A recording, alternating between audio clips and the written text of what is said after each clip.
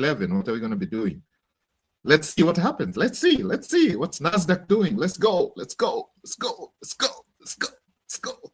Oh no. So now we're in this little range here. You guys see what the range is? If you go to 5 minutes, you can see what it's doing. Oh man, look at that.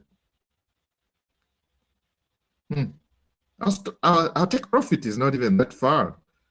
It can give us that money. There is plenty of money right here. Liquidity is right here. If we go past any of these, if we go past this one here, if we close like right, if we go past this, I know we're gonna go down.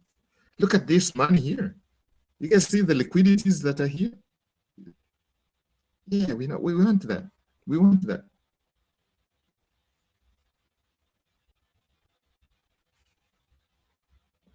Oh no.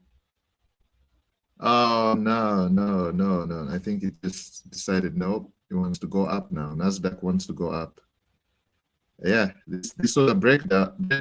To me, this was a breakout. Retest, pullback, and then boom. So we got in, but this thing is acting crazy. Come on, give us the, oh yeah.